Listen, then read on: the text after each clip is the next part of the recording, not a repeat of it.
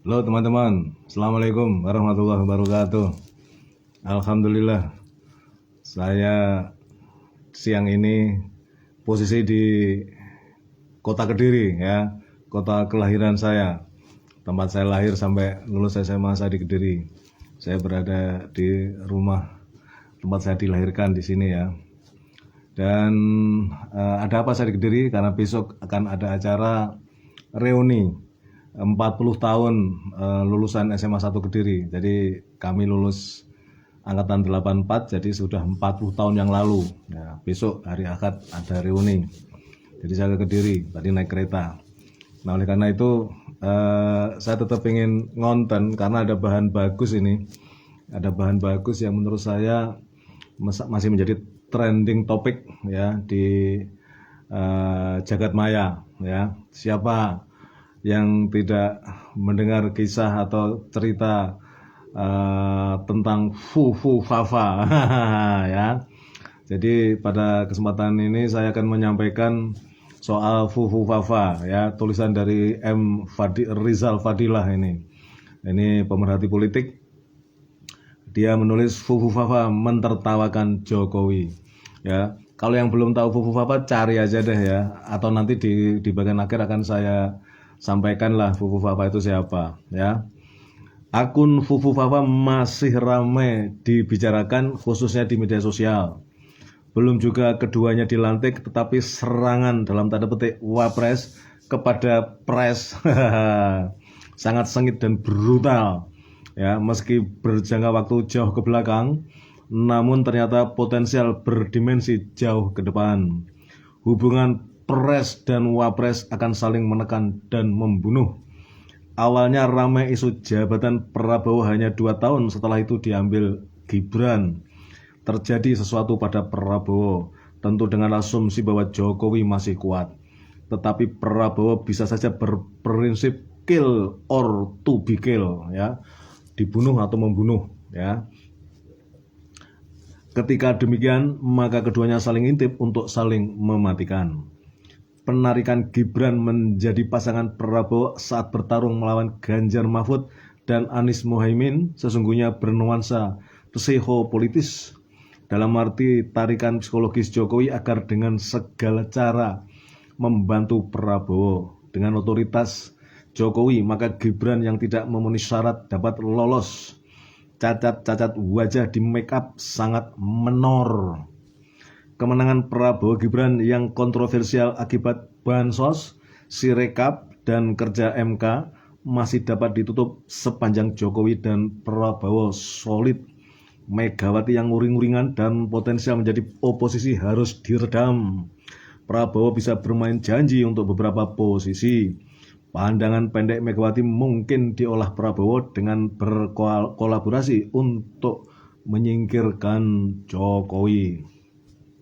Kini segitiga bermuda anomali sedang dimainkan dengan adu kuat untuk saling menenggelamkan.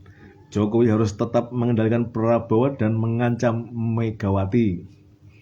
Ia mungkin merasa masih punya Cina dan polisi. Megawati menekan Jokowi untuk membongkar perkeliruan sang petugas partai dengan menempel Prabowo. Adapun Prabowo cari alasan untuk mendebat Jokowi melalui celotehan Gibran. Artefak Fufu Fafa ditemukan meski harus dibuat anomali dulu. Prabowo tenang menghadapi konten 5.000-an tulisan. Pakar telematika Dr. KRMT Roy Suryo MSc yakin 99,99% akun itu milik Gibran. 70% tulisan menyerang Prabowo. Kini Prabowo punya senjata yang kapan saja dapat digunakan untuk memukul Jokowi dan Gibran. Jokowi sudah jadi bebek lumpuh, lemdak, bahkan bebek sekarat, dying duck. Adakah Fufu Fafa itu kebetulan atau temuan sengaja? Yang jelas tukang sandera kini tersandera. PKS juga diserang Fufu Fafa, tapi masih takut untuk melawan. Maklum sedang membebek. Alih-alih melaporkan Fufu Fafa, malah seperti tak ada kerjaan, justru melaporkan ke polisi media Islam Ar-Rahmah. Alasannya pencemaran. PKS menambah ruang untuk dijauhi dan dimusuhi umat Islam. PKS sedang menjadi bebek bingung, confused duck. Kasus Pilkada Jakarta telah membuat PKS menjadi bebek cengeng, cry baby duck. Di lapangan, rakyat sudah berteriak Mulyono dan bajingan. Sebentar lagi teriakan tangkap dan adili akan menggema di mana-mana. Oposisi dan rakyat yang telah berjuang lama untuk makzulkan, tangkap dan adili akan menemukan momentum. Tangkap dan adili Jokowi merupakan satu keniscayaan, dan hal itu semakin dekat. Sudah saatnya dosa-dosa politik Jokowi diinventarisasi dan dituangkan dalam narasi yang menuju pada pemenuhan rumusan delik. Penyertaan anggota keluarga juga perlu dicermati.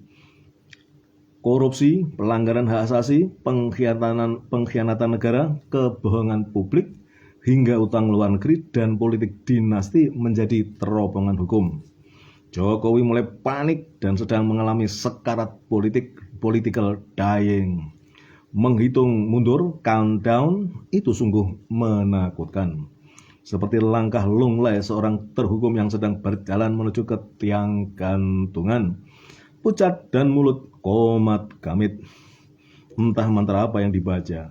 Yang jelas perbuatan buruk pasti berujung buruk. Fufu Fafa sang putra telah membuat mati berdiri. Penghapusan data justru memperbanyak alat bukti. Fufu Fafa, Fafa hihi, hihihihi, mentertawakan Jokowi. Rencana rapi dibuat warawiri. Penyesalan pun menjadi tidak berarti. Hihihihi, Jokowi. Penulis, pemerhati politik dan kebangsaan, Bandung 14 September 2024. Nah, teman-teman, itu tulisan Adi Fadilah ya, Rizal Fadilah yang sangat menarik ya tentang trending topik si Fufu Fafa. Ya.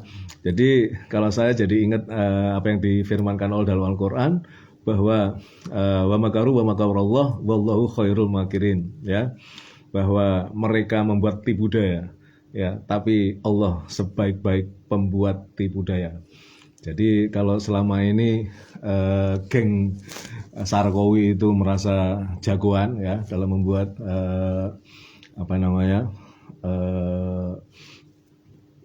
bangsa ini bertekuk lutut ya kan, karena dengan segala macam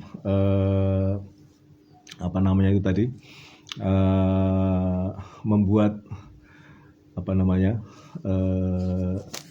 ya segala macam cara, segala macam modus untuk membodohi bangsa ini, untuk memikirkan diri sendiri, keluarganya sendiri melalui politik dinasti. Ternyata sekarang kebenaran menemukan jalannya sendiri ya. Tipu daya. Nah, tipu daya Jokowi yang seolah-olah sedemikian canggih dan rapi akhirnya kalah oleh kekuasaan Allah sang maha pembuat tipu daya yang sangat luar biasa. Wa makaru wa makarullah wallahu khairul makirin ya. Kita tunggu saja ini ya. Mudah-mudahan sebelum tanggal 20 Oktober ada sesuatu lah ya. Itu untuk penguasa kerajaan masa pahit ini ya, mudah-mudahan segera berakhir ya kekuasaan mereka itu dengan sampai ke akar-akarnya ya, jangan sampai meninggalkan jejak, apalagi politik dinastinya itu sampai kemudian bercokol kokoh di negeri ini ya. Oke teman-teman, demikian yang bisa saya sampaikan. Salam dari Kediri. Assalamualaikum warahmatullahi wabarakatuh.